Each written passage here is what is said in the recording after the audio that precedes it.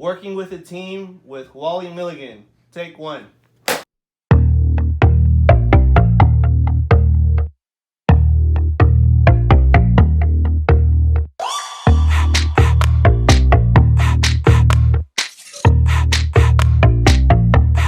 Something good. I should get blocks, right? Like actual legitimate blocks. Or you could just like state what you're doing and then not have an obnoxious noisemaker. No, you need the noisemaker because you need the peak in the audio track, so that way when you do the claps together, the motion, you can line up the sound to the motion track. So that way it's like right on the money. Oh, is that what that's for? No, really, that's exactly what it's for. No, I believe you. You're like, no, I swear that's what it's for. Like, I mean, why would you lie? I wouldn't lie, but like anyone out there that like wants to do like independent school, independent film or anything like that, you guys, that's exactly what that little like clapper thing is for. People use just clap your hands. I should have just clapped my hands. I don't know. Oh wow, look at that. You don't need to go buy something. You don't have to get anything. I'm just extra. Anyway, what's up, hustlers, go-getters, overachievers, until you bleed, everyone who works out till they vomit. We're back on the Your Business podcast. Today my guest is my buddy, my friend, Wally Milligan, comic, entrepreneur. Also, people that didn't know, this man is a plumber. No, I'm not. I'm not a plumber. I do not need to hear the very detailed story about how your water heater went out in December and you couldn't afford to fix it. So you had to take cold showers for a week until your neighbor was able to install your water heater for you. And I know that's very fucking specific. That is super specific. It's happened multiple times. Okay, that exact scenario. That's why. Hold on. Yeah. You know what's wild? I didn't hit record on the like audio part. So You're that a fucking complete intro, that like nice. It's fine. I got too much spit in my mouth anyways. So now you have to do the clap thing again? I do. Or are you just going to clap this time? I'm just gonna clap this time. Working with the team with Wally Milligan. Take two. Hey, there we go. Now we did it. It's important. Like I was saying, it's important. Congratulations. Take two. Take two. Audio, take one. Audio. Visual, take two. Take two. This is so bad. Anyway, what's up, hustlers, go-getters, overachievers, people who work out till they vomit? Welcome back to Your Business podcast. The guest today is Wally Milligan, my buddy, comic, producer, and if you didn't know, plumber. No, I'm not a plumber. I'm not a plumber, so I don't need to hear the story about how your water heater went out in December and you had to take cold showers in the middle of winter until your neighbor was able to install your water heater for you. Now, I know that is very specific rant right there. That happens multiple times. I don't care. I don't care. Let me just say this right now. Unless my buddy's tried to sleep with your friend, in which case I totally care. Totally keep telling me the story. But outside of that, I don't care. Then I totally care. That's super specific. Whoa. Talk about past trauma.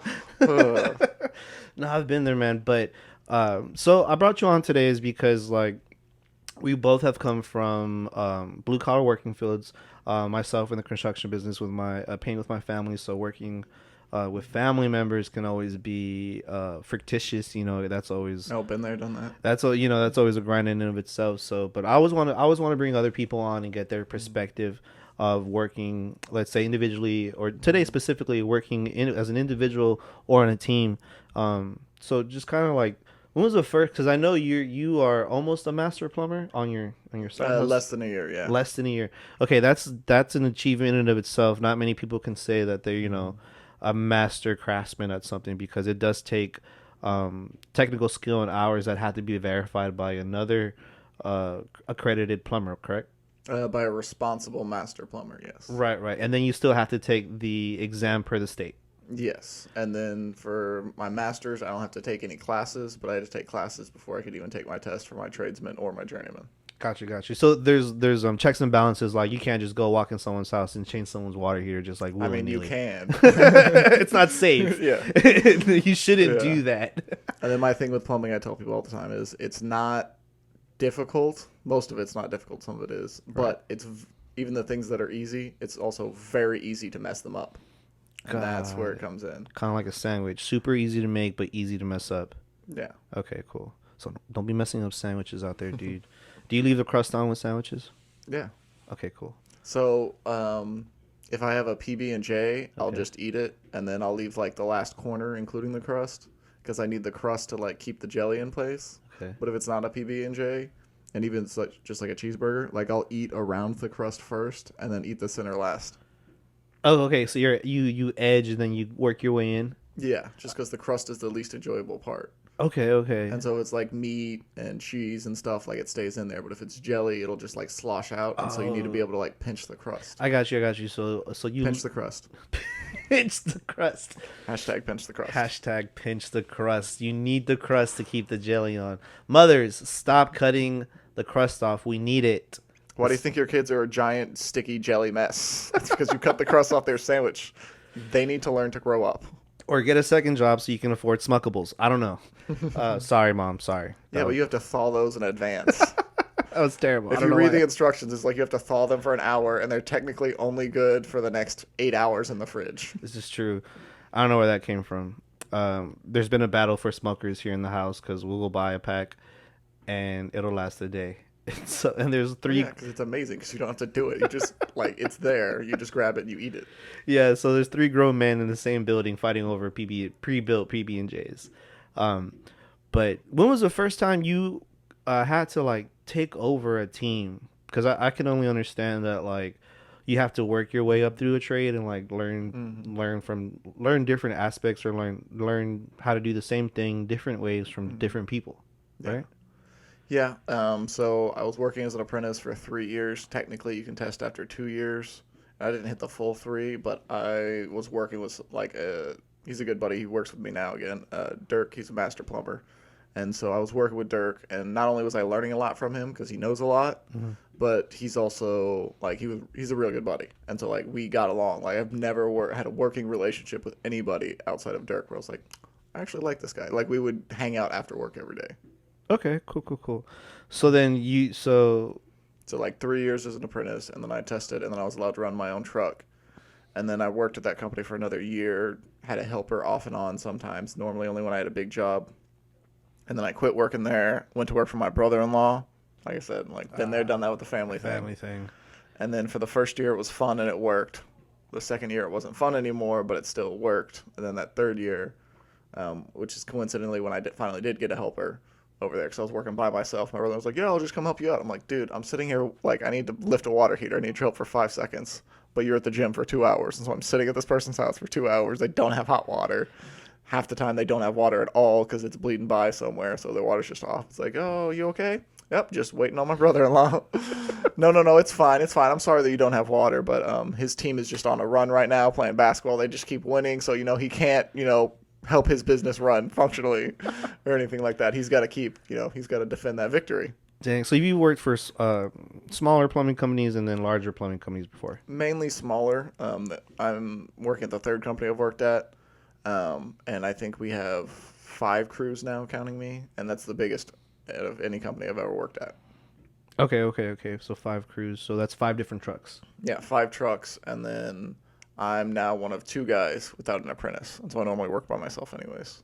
Got you. Which sucks because I'm one of the only 2 people. Me and Dirk are the only ones who can run service calls for commercial jobs. Okay. And those are usually the bigger jobs. And I'm, like I said, one of the only people without an apprentice, without a helper. So I'm like, oh, okay, I've just screwed myself because I've been so good in the past and been able to figure things out on my own and how to do things by myself that they're like, oh, it's fine. He doesn't need anybody. He'll figure it out. Dang, so you have to do more with less. Yes, exactly. Oh, so that could be a little fictitious. So working with smaller companies is, I know communication has to be a big thing because it's basically phone call or a telephone the entire time that you're playing all day long. Unless, I don't know how that kind of scheduling works with plumbing or dispatching with 5 trucks. The most I've ever had to run on a crew was anywhere from, coming from the medical field, there was 40 employees at one point, and then a painting crew of like 5 people. and each one of those individuals had to have like a specialization, really. When we're trying to do a mass project to get done. So what would be like like an all hands on deck situation where you would need 5 helpers or 3 helpers? We had some like April of 2020, right at the like peak of COVID fear and everything. We had to replace 240 foot of sewer line at a condo complex. Oh. And so like my boss was off and on that one because he was still running a truck at the time. And so like anybody that we had that was working with us, because unfortunately the only 2 consistent employees until the past year were just my boss and I. And then we had a revolving door of other people who were there for, nobody really made it longer than 8 months until like this past year. And so, it would just be me and whoever it was. And so there are times where things like that will happen. Excuse me. Acid reflex. Oh, no. Anyways. That's all good. And so, and then I am kind of like the boss's right-hand man. Right. Which I'm working part-time right now, and so he's kind of annoyed by that. I had some downtime at the office today, so we were talking. And he was talking about, like, all his other, colleagues that he talks to, and his, I think, people that he met through, like, a business coach he used to have. And so they're in different markets, and so he can talk freely with them without having to be like, oh, if I say I'm not happy with my guy, are they going to try to poach my guy? If he had a buddy in town. I got you. So he's talking out-of-town buddy, so he can, like, be a little more open about stuff. And he was like, they're like, yeah, you got to get a service manager. He's like, da-da-da-da. And, like, being a smartass that I am, I was like, too bad my service manager in waiting decided he wanted to be a part-time employee instead so he could try to pursue comedy. And then he was like, that's exactly what I told them. Yes, that is exactly. Verbatim. Like, now he's a part-time plumber, part-time comedian. Half foot in, half foot out. Exactly. So, okay, so revolving door. How long did that project take of 200? You said 200 foot underground? 240. It kind of dragged on, but that was part weather, and then we had initially done like a 5-foot patch on just where the buildings had multiple sewer exits, and so just one of them needed to be patched, but we had to tie onto the main, and it had backfall, and so the inspector's like, "Sorry, bro, you got to replace the whole thing." So like a $1,500 project turned into like a $40,000 project. Ooh. So then, okay, and then it's a revolving door of employees. So how difficult was it to communicate with the new guys coming in, where you were in the project, what needed to get done next, and what type of timeline you were on? That wasn't too bad because that one was pretty straightforward. We haven't done too many crazy projects like that. We try to stay away from like remodels and stuff like that because that's when it gets involved like that. Oh, you start digging floor up. Yeah, just long projects like that, and then very specific things like, oh, I want the shower handle here, and then I have the diverter, and I want the diverter handle here, and then I want the rain head here, and I want the body sprayer here, and I want the regular shower head here. And so how much is that, yo? Like, that's what's up. That's a what's up bathroom. I'm not even gonna lie to you. I'm one of those people that wants like 9 jets for like directed at my body. Yeah. Well, if you want 9 jets, you're probably gonna have to get a second valve involved. I have no idea what that means because I'm a painter. But yeah, write it down. I need it. Yeah, whatever. You say write it down like you're not gonna call me and be like, hey Wally, I finally got my place. I want to redo the whole shower. What are you doing? I'll be like, Jay, I quit plumbing 10 years ago. You'll be like, yeah, but can you come do mine? Yeah, could you come out of retirement and, just check this guy who I hired and make sure he's, not a knockoff. That's all I need. God. Yeah, but, man, it always sucks being on the other end of that. And then I want to be be like, oh, hey, my friend's going to come, or, oh, hey, my dad's a plumber in another state. Like, can you talk to him and explain everything? Like, at no point has the dad been like, hey, bro, like, I've been there. I'm sorry. My kid's an asshole. Like, they're just like, no, I need to make sure you take care of my kids. Like, bro, if you're really a plumber, that means you've been on the other side of this. Because this happens way too much for you to be like, no, I've been a plumber. Like, no, this happens like multiple times a year. Like, it's ridiculous. Like, I know you've been in my shoes. You should at least apologize for putting me in this position. You should have taught your kid more about plumbing so you didn't have to call me. Or not that. Just be like, and also, what's he going to do? He's in Minnesota. Even if I screw his kid over, I could still be like, no, sir, we're going to take extra special care. Fuck everything up. And that happens. So, my dad's company specializes in paintings, like epoxies and all that.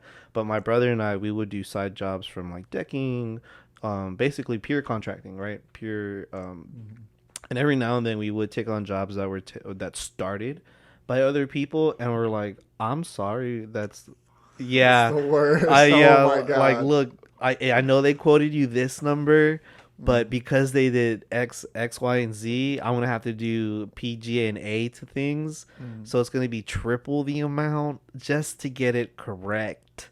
And they're just like, "Can't you work with us?" I'm like, "This is working with Yeah. you."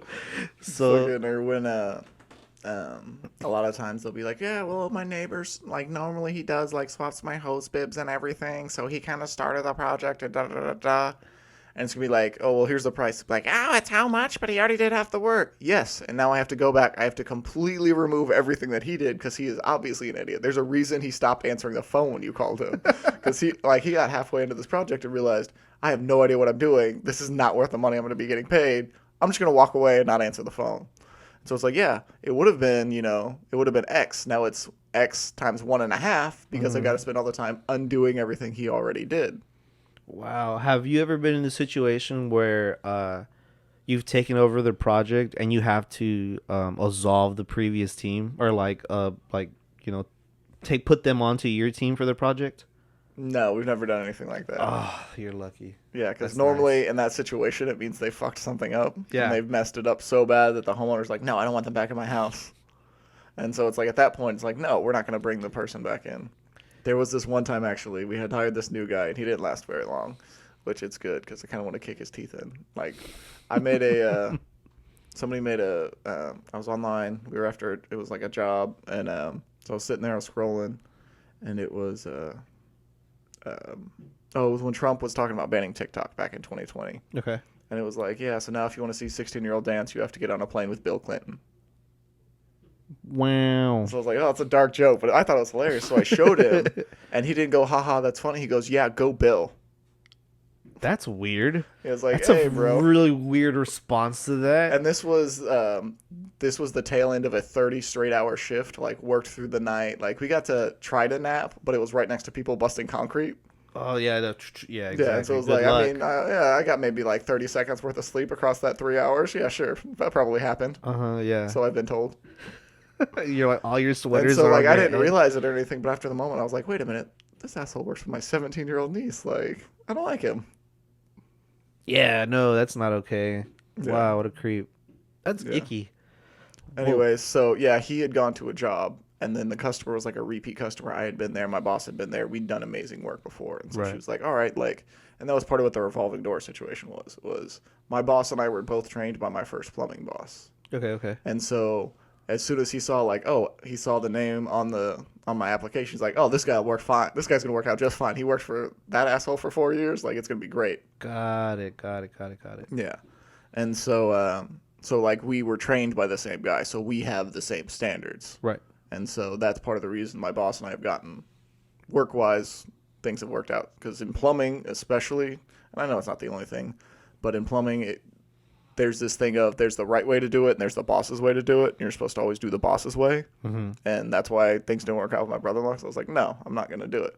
Because he was trained by that same first boss, but they had been friends since middle school. Got it. So me and my current boss were like, oh, yeah, like, he's kind of an asshole, but he knows what he's talking about. Versus when my brother-in-law was working for him, he's like, and fuck you, like, let's go smoke weed. Dang. Okay, so you've been in both situations where you're the leader and the followee. Yeah. So as the followee, what's the one thing you need from a leader to be like, this is what we need to get through the day, and if you don't give this to me, like, it's just kaput. Like, Yeah. Just like letting me know what I need to do. okay. Like there's a certain point when, like as an apprentice, obviously you're watching and you're learning. And so that way, not only do you know what to do, but like if somebody's soldering, like it's a process. Like I'm like, okay, he's cleaning he needs to clean the copper. All right, let me hand him the sandcloth. Okay, now he needs to clean the fitting. So while he's cleaning that, I'm already grabbing the fitting brush so that he can clean the fitting. Or I'm cleaning the fitting myself. So that way I can hand him the fitting. And then once he has that, I know what he needs next. And so like you're learning to be a good helper as you're learning to actually do the work. And so Sorry, I'm distracted by the fact that I didn't answer your last question, and so it's just sitting in the back of my head.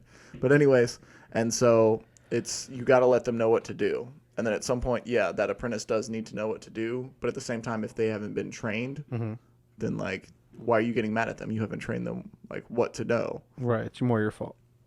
Yeah, which happens a lot because it's easier just to be like, hey, hand me this, hand me that, hand me that, and then just do it yourself than it is to take the time to train somebody. But if you don't actually take the time to train them, they're not going to know what to do. So what do you say to those people that are like, oh, you should just know what you're supposed to do already? Be like, why? Like, have you trained him? Oh, you haven't trained him how to do it? Did you verify that he knew that before you hired him? Oh, you didn't? So he doesn't know something because he just doesn't know it. There's nothing wrong with not knowing. But, like, you can't get mad at him because he doesn't know. Right. How do you say that, though? Be like, I don't know. Pause in the middle of the field. Just kind of like that. Like, I don't know, dude. Like, just tell me what to do. I've never been here before. Okay. Well, yeah, I've just, dealt with situations where people get, like, irate or aggressive in those scenarios where I guess they're just completely flustered with the situation rather than the individual, and they just kind of project. Oh, yeah. Yeah, been there. You got a scenario? Yeah, so there were a couple people I worked with like a couple days, but for the most part, like long term, there were 4 plumbers that I trained under. There was my first boss, right, and so he was really good, and so he was trying to run the business and everything. So he wasn't like he was distracted sometimes, but he was good. He knew what he was doing, and so if he was getting after me, it was because I messed up, or because he assumed I knew something I didn't. Like I said, okay, but he was good. And then there was this other guy I worked with, Bill, and then Bill was he was competent. Like I want to call him good, but you know what I mean? I'm like, oh, he's on the verge between competent and good. He got good over experience. Yeah, like he's not terrible, but I'm also not like he was amazing. But I did learn a lot from him. Okay. But he did get flustered, like you said. I got you. And then I followed him with this guy, Joseph. Oh, dude, Joseph was such an idiot. Like, he'd be getting chewed out. Like, oh, it took you 3 hours to pull and reset a toilet. Why did you take you so long? Blah, blah, blah, blah. I can do it in 30 minutes while I'm on the phone. Da, da, da. Should never take you more than an hour. Da, da, da, da, da. The guy's like, well, my helper took too long to get me my parts. And it's like, dude, it took, like, your truck was a mess. Like, I didn't work with you yesterday. You left the truck a mess. So I've got to, like, clean stuff to even get to where I need to do to get you what you need. Right. But, okay. And then, fortunately, Ross was like, okay, it took him 5 minutes, but it should have taken him 30 seconds. Where did the other, 2 hours and 95 minutes go? Like, where did the rest of the time go? So, fortunately, my boss was smart enough to pick up on that. Right. And then but yeah, it's usually the people who don't know what they're doing who will, like you said, lash out like that, and they're flustered by the situation. And then after that, I work with Dirk, and then I work with Dirk primarily until I got my license. So, for the most part, a little over 2 years out of my almost 3 years were with, highly competent individuals. Yeah. And so I didn't get too much of that, but my first boss, you'd mess something up on a Monday and the customer would call and complain. So first thing Tuesday morning, you're in his office. He's chewing your ass for a solid hour. And you're like, bro, I get it. We have to go back, but one little nut was loose. You got to look at it both sides. I get it. It's a huge inconvenience that we have to go back. But at the same time, it's not like I just didn't, I was just oh, I don't care. One little fitting was loose. It happens. But on the other side, I do keep in mind, okay, I get it. One little thing was loose, but now we have to go through all these hoops. And I take that as, okay, I need to make sure that next time I tighten everything properly so that we don't have this issue again. You'd mess one thing up on Monday, he'd chew your ass for an hour on Tuesday, and then Wednesday you'd be back in his office and he'd be chewing your ass about why you were an hour late to your first job on Tuesday. Because I was sitting here getting my ass chewed for an hour, man. Dang. So as leadership, you wouldn't address the bad news first thing? I mean, yes, but just the way he would bring the hammer down so much, which in plumbing, and then I'm sure it's the same for some blue collar fields, like I said, not everybody's good. Some people you do need to bring the hammer down on because they just don't care. And if you're not constantly cracking the whip and bringing the hammer down every time they mess up, they're not going to do good. They're not going to get better. Gotcha. It's I'm too self-motivated for that, man. Tell me what I messed up. Mm-hmm. Tell me why it's wrong. Tell me how to do it right. And 99% of the time, I'm not going to do it again. So then are you a big proponent of different strokes for different folks? Yeah. And I mean, that's just realistic. That's the way it goes. The way I'm going to learn something isn't the same way you're going to learn it. And the same way that, if we both have the same job and we mess something up, mm-hmm. getting after you one way and getting after me the same way isn't going to have the same results because we're different people. And so you kind of have to tailor it.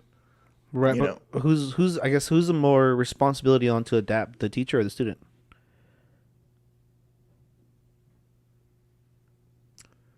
it should be on the teacher, but at the same time, like if you're the student and you realize your teacher can only teach one way and you're like I said, self-motivated and you want to learn, like you're going to figure out a way to understand them, even if they only have one way of trying to teach and you know it's not good and it's not the best for you to learn that way. If you want to, you're going to find a way to try to learn from it. Fair. That's fair.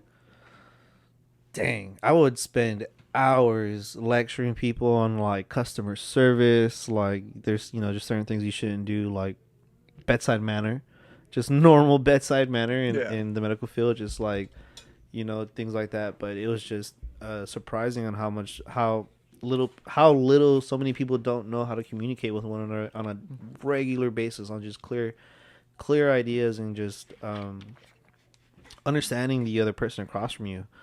Do you think now, because of like the current atmosphere of like the availability of information on the internet, do you think people more are inclined to like question authority, even though it may be the right way to go about it? Yeah. And like so many times it's on YouTube. I even I tried to work it into a bit, but it's just I haven't figured it out yet. Uh huh. So my oldest sister's a doctor. Okay. And like, yeah, it's very different, but at the same time, it's the exact same thing. Like, we're trying to diagnose something and figure out how to fix it. Okay. But at the same time, we're dealing with someone who 95% of the time is more worried about, oh, I don't want to look like an idiot in front of my plumber, or oh, I don't want to look like an idiot in front of my doctor. And so they'll lie to us or they'll leave out information. And it's like, oh, you said this was stopped up. It's like, oh, well, yeah, like I had left the shower running for 14 hours. It's like, bro, like, let me know that. Yeah. Like, because now you're not the idiot who left it running for 14 hours. You're the idiot who left it running for 14 hours, and you're going to pay me a couple $100 extra because it took me a couple hours to realize that you didn't tell me you ran it for 14 hours. Ooh, yeah. And so it's like and then people will like leave stuff out, and they'll be like, "Oh, you misdiagnosed it, and you tried to solve it wrong." It's like, yeah, because you didn't tell me everything. If you had just been like swallowed your ego and been like, "Hey, man, like I may have done something stupid at the first place. This could have been a 5-minute job. It turned into a 5-hour job because it took me 4 hours and 55 minutes to figure out what you weren't telling me." So I had to find that part out on my own. And then, so I was talking to her about it, and I was like, hey, I kind of wrote it out super long and wordy before I ever even went on stage, because I wrote a whole bunch of stuff before. I was like, I want to have a bunch of stuff written. I was like, I should have gotten on stage first, because like so much I go back and I'm like, oh God, this is so wordy. And it's so unnecessary. Right. And so like so much fat to trim. But anyways, and so I was talking to her. I was like, so people are constantly telling you what they found on Google and how like second guessing you because of what they read on Google. And she's like, yes. And it's like, so it's not just like you can put all the information on there. Also dog training, because when I was watching like Dog Whisperers back when I was with an ex, and like the dogs that we had together plus our personalities just didn't mesh well. Right. And it took a while to figure that out. And it was you have to figure out the diagnosis. So even if you know every single aspect of how to repair this problem, how to repair that problem, how to repair everything, and you can find all that information, it's worthless if you don't properly diagnose it in the first place. Right. It's like, oh, I know how to replace the radiator on my car. It's like, okay, well, if you then go and you YouTube it and you replace the radiator on your car, but the radiator wasn't even the problem to begin with, like, you haven't solved anything. You've just done a bunch of work and nothing's done. And so the diagnostic part of it, and then that's the part that you can't really translate online. I mean, if you're doing like a video call with somebody, you can, but you can't just like publish on a website and be like, oh, hey, here's how you solve this. Here's how you solve this. Because it's assuming that it was properly diagnosed in the first place. Ooh, I got you. And so people want to second guess that. It's like, no. Like, even if you think you know how to, reset your toilet better than I do, we still have to figure out, does the toilet actually need to be reset, or is something else going on? Got it. Makes sense. Yeah. So, okay. So let's say when you're in the leadership role and like you've diagnosed a member of your team that's the diagnosis of the problem. Mm-hmm. How do you address it? Do you like so I'm getting real vague now on like these leadership roles, because everyone has different definitions of like what a leader is and like how a leader should be. Yeah. But right now it's really just the dynamic of the teamwork, and it seems, and correct me if I'm wrong, it seems like you're a selfless individual and a selfless leader if you're taking the time to teach somebody certain things. I try to be.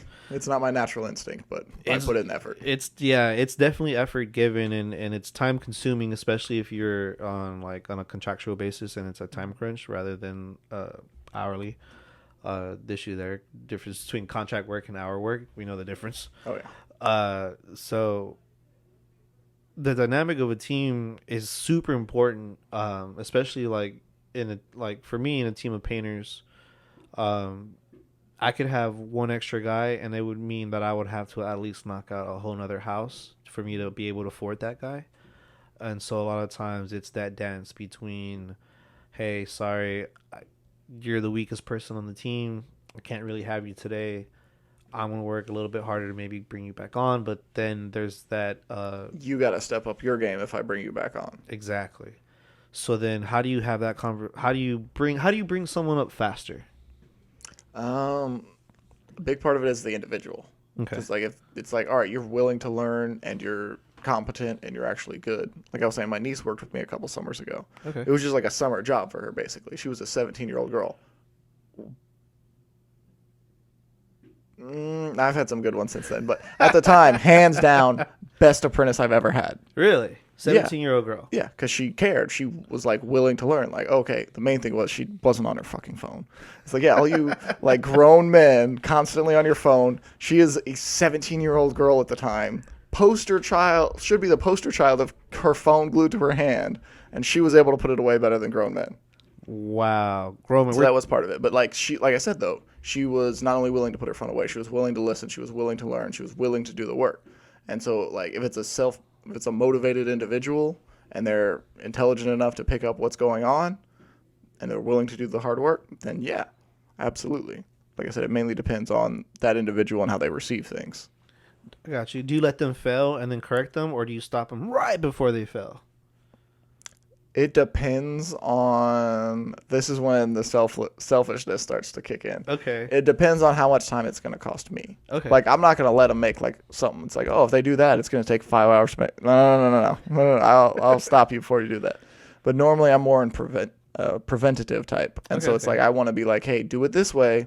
Don't cut it here, because if you cut it here, we have to redo all this. It's going to take 3 extra hours. Okay, so don't cut it here.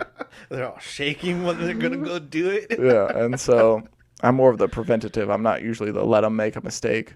But if it's something hey, I told you 3 times how to carry that, and you're not listening, and you're about to smack yourself in the face with that, I'll let you smack yourself in the face with that. It's not going to cost me any time. I mean, maybe 30 seconds laughing at you while you cry, but I mean... Well deserved. Yeah, it's well you should have listened. And that's exactly how it is in the construction field. I work with my brother. My brother and I, we started our own construction business in 2021, and we were doing concrete and steel. So we did a second deck concrete platform out of steel and concrete, and out by the Dominion of Austin, and from being in the medical field, jumping right back into construction, directly back into welding and concrete mixing, and I was like, "Holy crap!" I forgot. A little bit of a difference. Yeah, it was a jump, man. Don't get me wrong, the days were it was fun because it was just all brand new to me again. But then there were those moments where what got to me was waiting for material. Yeah, that also depends. Because there were times where I've been drastically overworked. I was like, you know what? I'm not doing anything tonight. So if I get to just sit here for an hour and a half because it's taking the supply house forever to get the stuff together, that's fine. I will take my hour and a half paid break now. Thank you very much. But if it's hey guys, I got stuff to do tonight. I'll hop back in the back and I'll start pulling your parts because apparently I know your warehouse better than you do. Oh man, supply houses, especially in different cities when you don't really know that supply house very well, and you're just you give them a part number and they're like, we don't call that here. I'm like, oh, okay, well, you knew what I meant, so just give me what I need, please, and send me on my way. Yeah, there was one guy, and he got away with it when he went into a small warehouse, but he's at one of the bigger warehouses now, so he can't get away with it. But it was him and then like at most one other person. Sometimes they'd have like a trainee there, but usually it's just the two of them. And like if the other guy's away for lunch and he's got a line of 8 people, and it's like, all right, this is Wally. Wally knows where everything is. Wally's not an idiot.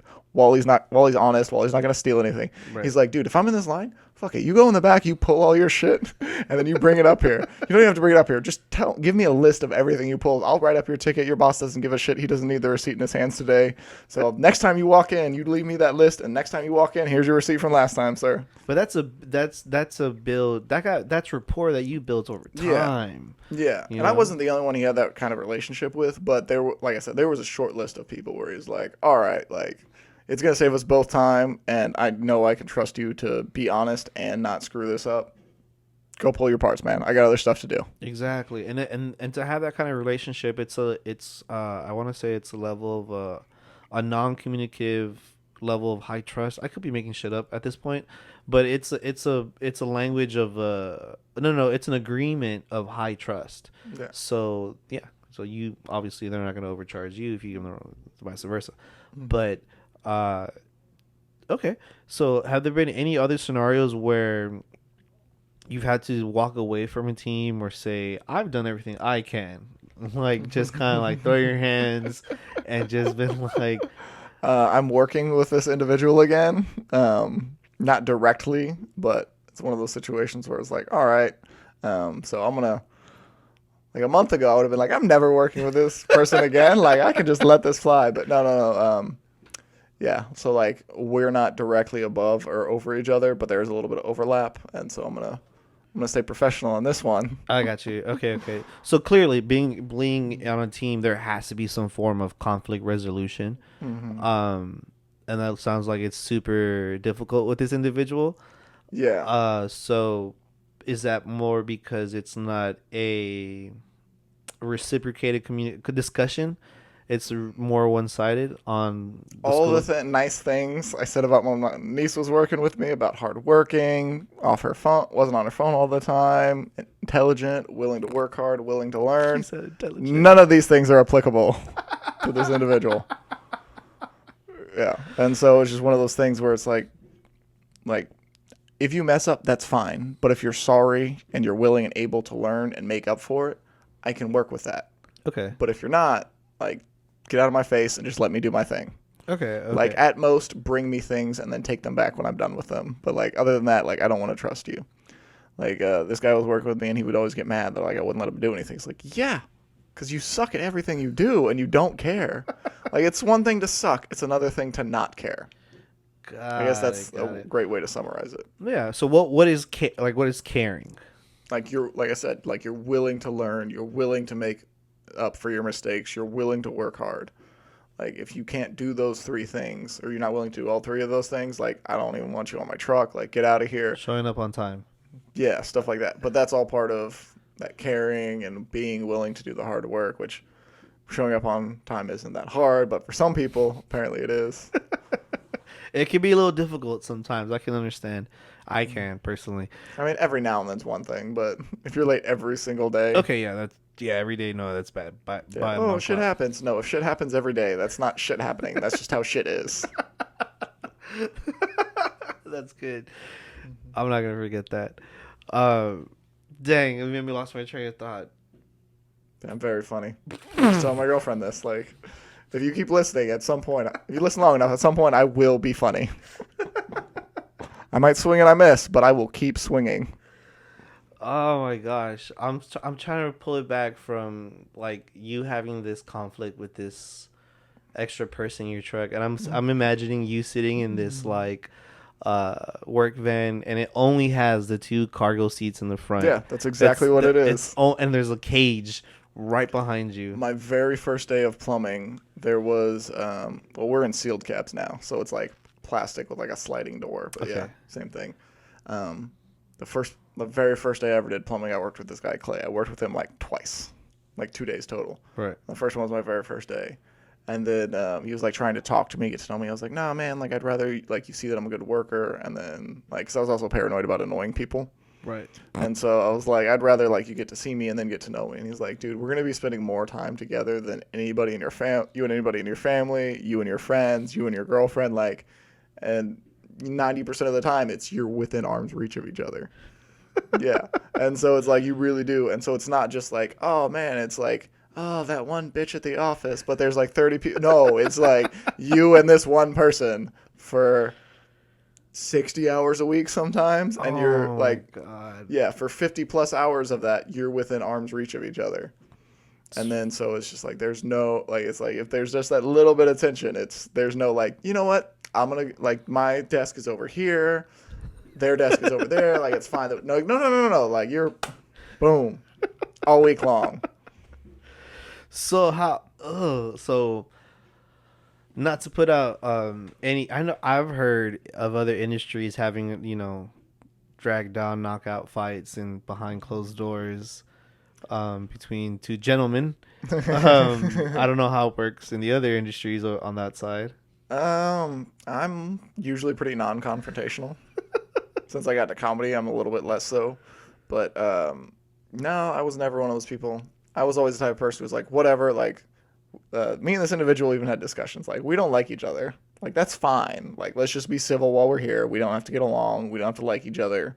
That's fine. Just like, while we're here, let's do our thing. Let's get it taken care of so we get it done sooner. We can go home and not be around each other. That's actually not a terrible dynamic. At least there's that level of professional respect, I guess. Is that what it would start with this individual, and then it would just, like, slide down. Okay. And then, like, there were, like, I'd work with him for a couple months, and then I wouldn't work with him for a couple months. And I'd work with him for a couple months, and then I wouldn't work with him for a couple months. And so, like, every time we started working together again, like, he was on his best behavior. And then it was just like, woo. And so it was the boss's son. I'm a boss's son. We're hated. I know it. I just know it. Well, this boss's son is the walking stereotype. Yeah. And so, like, he'd be like, hey, I'm off my probationary pay. Because they'd be like, all right, we're bringing you back, but you're on probation. Like, you can't mess anything up. We're not even going to pay you as much as we were before. We're going to pay you minimum wage until you prove that you've grown up. Right. He'd be like, I'm off probation. I'm like, yeah, I could have told you that. He's like, oh, did my dad tell you? No, I noticed a drastic drop off in your work ethic because they stopped holding your feet to the flames for 2 days, and not even 2 days, just like that Monday morning, hey, you're off probation. Immediately attitude.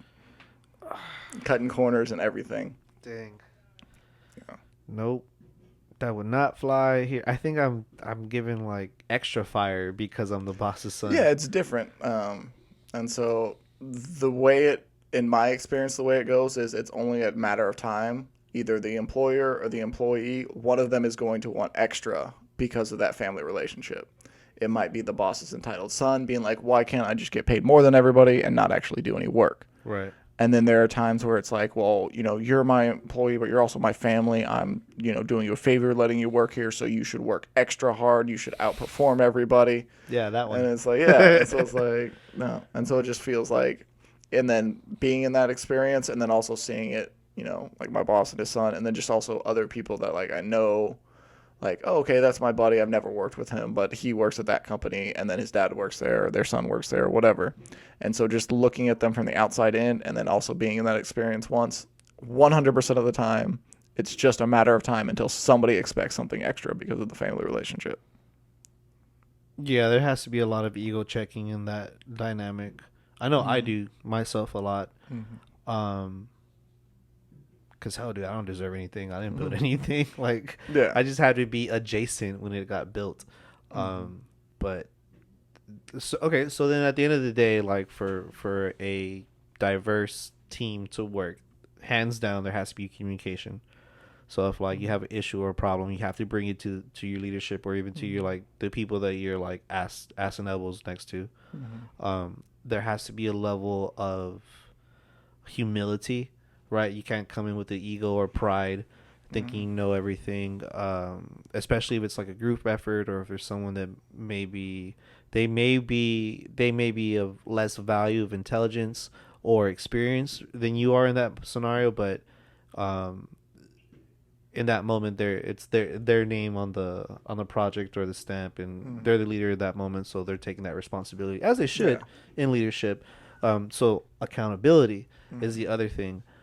For leaders, for teamwork and leadership is accountability. I need you to be accountable for yourself, in the same way like a team needs to hold their leader accountable for that moment of like shakiness or doubtfulness of the capability of the team. So I have no idea what I listed. I know it sounded good though. I will say I don't remember where this question was headed when it started, and I still haven't heard the actual question. It's not a question. I'm just recapping everything we've gone over because Okay. we've gone through multiple situations of dynamics of teams, from me, lifeguarding, medical field, painting, you, plumbing. Have you done anything else other than plumbing? Other than comedy? Yeah. Summer after I graduated, I was living with my brother on his couch, and then my sister-in-law, she worked at Retama Park, the racetrack. Okay. And so she was a bartender, and she was like, "No, you're just on my couch. Like, fuck you. You're gonna get a job." So she got me hired as a dishwasher, and then I was so good at that, they hired me as a non-seasonal barback from a seasonal dishwasher. Yeah, and so Effort. yeah. And so like when the new dishwashers came in, like even though I'd only been there for like 6 months, they're like, "Oh yeah, just have him train them. It's fine." And so it was also kind of like a collective, like, "Oh, we're gonna do it," but I was like, "All right, like whatever." I just got all the spiels, like I got this. And so there was explaining that to the newbies.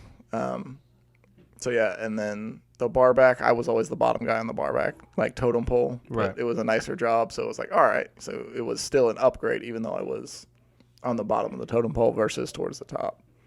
But yeah, there was that one kid who always kept threatening to fight me and everything. There's always that kid.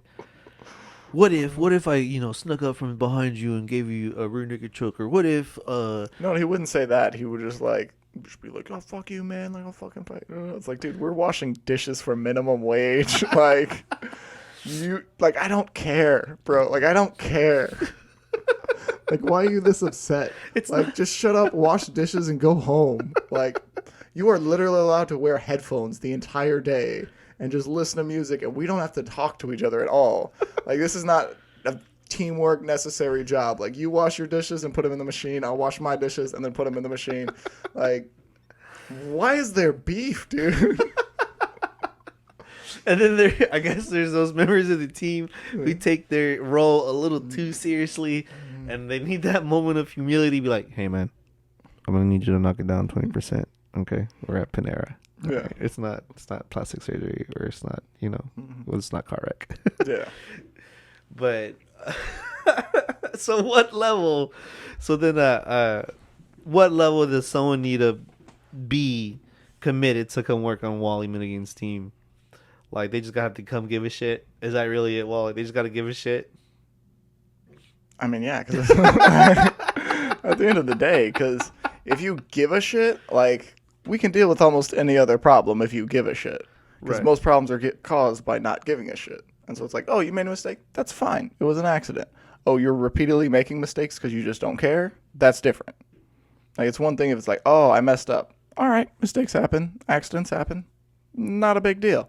I mean, it's kind of a big deal, but don't worry. We can solve this big problem. Versus if you just don't care, like, Can't work with it. yeah, you can't work with it because you can't improve it because there's no desire to improve. If there's no desire to improve, this is what you are, and this is what you refuse to improve from. Nah, I'm done. Right. So then, I know we live in a state where it's at will employment, right? Yeah. So I always mess this up. So at will employment means You can quit and be fired without any further notice. Like, normally as an employee, you put in your 2 weeks notice, and that's Right. more of a courtesy here because you can just be like, "Nah, I'm done," and just walk out. But also, if you do that, my boss is the one who told me this. If you do that, they are legally able to dock your pay down to minimum wage for whatever you've worked on that pay period. So if you like, you know what, I'm not going to put in my notice, fuck you, I quit, and you're like 60 hours into that job, and you're like, bro, I make like $30 an hour, that's going to be a big old fat check. Right. They can legally drop it down to $7 or whatever the minimum wage is. For And the so you state. thought you were getting a couple grand, Right. all of a sudden you get a couple hundred. It's like, whoa, what happened? Be like, oh, well, it's totally legal because you didn't give me your notice. Wow. Or, I mean, they've done it to people, so No, it makes sense. for their sake, I certainly hope it's legal. Right. For real. What about I'm not saying there's a loophole in the game or anything, but like if you put your notice and then halfway through your notice, I gotta go. It's still your notice. Yeah, and then so I actually quit the company I'm working for took a couple months off and then went back. And so I decided I was quitting Monday at like 6 p.m. And I was like, because there was one last job, and I was like, dude, no, like I'm done. Like I'm just gonna go. Like I'm not. My mindset was literally like, okay, I'm gonna work here. They don't pay out PTO. I have 100 hours of PTO. I'm gonna milk this PTO as fast as I possibly can, and then I'll put in my notice. And it was like a Monday, and it was like, all right, this is gonna be your last job. We're not gonna work late. Da da da da da. And then it was like 6 o'clock, and they're like, look, just go look at the job. You don't have to do it. I'm like, that's what you always say. And then I get there, the family has no water, and you're like, well, it's your responsibility to look them in the eye and say that they don't get water tonight because you want to go home. And like so, that. yeah, like that's basically the attitude that they have. And then the flip side of that was always like, oh, we're doing this restaurant. They want us to come in at 5 a.m. tomorrow. Well, are you going to come in at 5 a.m. tomorrow? No, you're my employer. You're supposed to tell me I don't have to do that. Well, that's entirely your decision. You need to look them in the eye and tell, like, they didn't use those words, but that's basically what they said. It was like, it's your responsibility to tell them that, you know, which at the time I didn't have a lot of boundaries, so I just let myself be walked over. But now it's just like, no, like I can't do it. Sorry. Yeah, but I haven't had water. I'm very sorry about that, sir. But at the same time, like I've been working for 19 hours, or, you know, not 19, but it's like I'm 12 hours into this shift, sir. Like I'm very sorry you don't have water, but I'm not going to fix this tonight. Feel free to call somebody else, but like I'm not going to fix this until 8 a.m. tomorrow. Mm-hmm. So there were things like that. Where was I getting? Oh, yeah. So it was like 6 p.m. They're like, oh, just go look at this job. And I'm like, dude, this is like a 4 to 6 hour job. And my boss like, yeah, I'll come help you. I was like, that's not the point. Like, thank you for offering to help, but like, I don't want to be there in the first place. And so I was just like, nope. So I just like turned my work phone off and went home. I was like, I don't care. Like I called the homeowner because it was like a rent house. So didn't even call the tenant who was the one who was waiting. I was like, nope, I'm going to call the homeowner who's paying the bill. Tell him we'll be there tomorrow. Hang up, turn off the work phone, clock out, go home. And I straight up was like, I don't care what happens. I'm not going to this job right now. And that's what I was like, all right, I should probably put in my notice. Like if I have the attitude of I don't care what happens, I'm not doing it. Like this is not where I should be anymore. Like I'm just gonna kiss that 100 hours of PTO goodbye. They did end up paying it out though, so it was pretty nice. That is nice. Except like we switched from hourly to performance based, and so those performance based hours were supposed to be at $50 an hour, but they paid me an hourly, which was less than that. Right. So I was like, all right, that was probably like $700, but like whatever, it's fine. It was totally worth it. But it was, yeah. And so, I mean, it was, you know, a big chunk, but it was less than 50. Like, it was, I don't know, whatever. So then you're a big believer in if you don't want to be here, you don't have to be here. And then especially those people who, like I said, don't care. It's like, not only do I not want to work with you, I don't want you working here because you're going to create problems. And you don't care, so you're just going to create problems for other people because you don't want to be there and you feel that being there is a problem for you. And you're just going to be miserable no matter where you're at. And you're going to go out of your way to make sure everybody else is equally miserable rather than just sucking it up and being an adult and doing your job. Yeah, because misery loves company. Yeah, and so it's just one of those deals where it's like, nope, like I'm just done. Like, don't even want to work in here. Don't want to be around them. And it's not just like, oh, they messed something up on my job. I was like, nope, I don't want that because it's just there. It's just going to spread. And then they're just going to half-ass everything until everybody else is miserable as they are. Bunch of fuck-offs. Mm-hmm. So that's it. You need to have humility. You need to have communication. What was the other thing? Accountability. Give a shit. And give a shit. That's number one. That's first. Hashtag. If you don't give a shit, I don't care how good. Like, you could be the best plumber. You could be great with the customers. You could be great at everything. But if you don't give a shit, like, no, I can't work with that. That's everything. That's anything. Yeah. No, not just. I'm just using plumbing. No. But like, exactly. Like, you could have everything except just not giving a shit. And I'd be like, nah, I'll take this guy who doesn't know anything. I have to train him from the ground up, but he gives a shit. Like, I'd rather take, like, doesn't know anything but cares over perfect but doesn't care. That's it. And it's kind of love that you say give a shit and you're a plumber. By the way, people are like, oh, you're a plumber. It must be shitty. The shit's not the problem. It's the shitty customers. That's the problem. Like when you have those guys who are like, yeah, I've sued the pool guy. I've sued the AC guy. I've sued this guy. I've sued the builder. Mm-hmm. I'm like, boss, I've told you that every time I come here, this guy says he sued somebody else that's worked here. Why do we keep coming here to do work? It's like, can you give me an estimate for the water heaters in my attic next year? Yeah, you know what? Call us back next year. We'll get right on that next year. All right, you have a nice day. Let's. Like, hey, the last 3 times I came here, each time he was allegedly on the no service list. Why are we coming back here? There's no service list? There's such a thing as a no service list? Oh, sorry about that, sir. We would love to get to you, but unfortunately we're booked out for the next 2 weeks. It sounds like that's definitely something that you're going to want to get taken care of. The alternative is the go-away price. And so it's like we build the estimate. Price. Yeah. I know. Well, hang on. There's the go-away price, and that's stage 1, and then there's stage 2. What's stage 2? So for those of you that don't know, the go-away price is you're like either there's a history or I've immediately picked up like oh, you're talking about you've sued every contractor that's worked at your house before me. I don't want to do work for you. So when I'm providing you with an estimate, it's like, let's say it's a $2,000 job. I'll be like, sir, this is going to be a $5,000 job because I'm going to give you the price that makes you say, nope, go away. Absolutely. I've done There are times where I'll be like, you know what, sir, I'm sorry about this. I'll even go ahead and I'll waive the dispatch fee. If the boss is mad, like, you can take it out of my check. I won't charge you for anything, sir. You have a nice day. Sorry we wasted your time. Like I did that one time. This guy, he had like a $300 cheap water softener. Like just bought the bottom baseline one from a department store. Don't do that, by the way. Actually listen to plumbers who actually know what they're talking about. And also don't call a water softener company because they will screw you. Now, anyways. Off his soapbox. Anyways. Where was I? Sorry, I lost myself in my rant. Oh, yeah. So we had like bottom cheap water softener. And then so there was a port for the bypass, and that port had blown out. Okay. And I don't know if his Porsche had been sitting in the garage where it was sitting at that moment, it would have been covered in resin. Ugh. So I don't know if he had washed the car since or the car just wasn't in the garage. I'm like, sir, we need to replace this. Didn't even try to sell him on the nice model. Didn't even say he couldn't go buy another cheap POS, which is like, sir, we need to replace this. Like, this is not... Like, you're going to spend more money, the same amount of money replacing this as you are repairing it. Wouldn't let me get it. He's like, no, absolutely not. Absolutely not.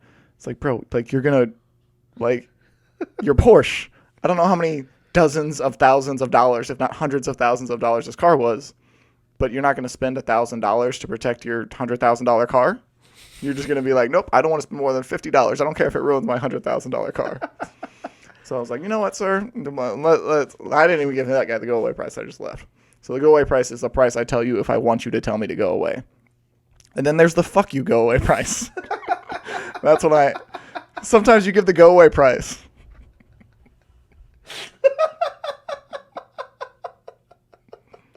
The fuck you go-away price? Yeah, because the go-away price, obviously I want you to tell me to go away. But there's the flip side of, I'm going to tell you the go-away price. You can be like, okay, do it. And be like, well, at least there's going to be a big profit margin on this job. And then there's the fuck you go-away price where it's like, I'm not even going to risk doing this for way too much money. Like, absolutely not. In no circumstances will you sign on this dotted line. I want you to tell me to go fuck myself so I can leave immediately and never have to speak with you again. But there's those crazy moments. They say yes. They say yes to that price, Wally. Oh, God, it's the worst. It's like dirty it's like, money. You got to crawl underneath the house, and it's like in the hood, and like you can see there's needles scattered around. Although no, that one it was like, no, bro, like there's not enough money in the world. Like I'm not gonna crawl under there. I don't know what I'm gonna get, but I know I'm gonna get stabbed by some needles. And there's been times where we finished projects and people have used three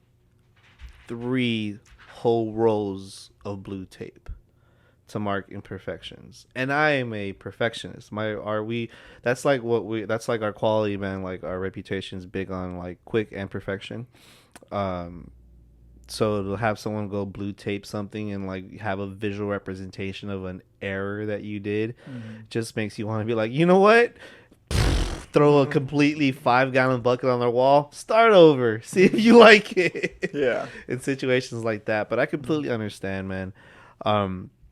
Before you get out of here, brother, anything lastly that you can tell the folks that are just coming into a heavy work environment and they're part of the new team? Give a shit. Give a shit. That's all you gotta do, people. It's really simple. It's not that hard. Give a shit. Just give a shit. That's it. Yes. Wally, fucking appreciate it, man. You're cool as fuck. Always love you. Everyone, I wouldn't say I'm cool as fuck. I'm wearing a Dungeons and Dragons dice t-shirt right now. Like, come on, man. I was gonna leave it alone. You're like, hey man, those D20s on your shirt look really cool, man. Thanks, man. But appreciate you coming As in, I sit in front of all the fantasy books, sitting here In the cave of virginity. You're just gonna roast. Okay, fuck you. We're out. Thanks, man. What are friends for, man?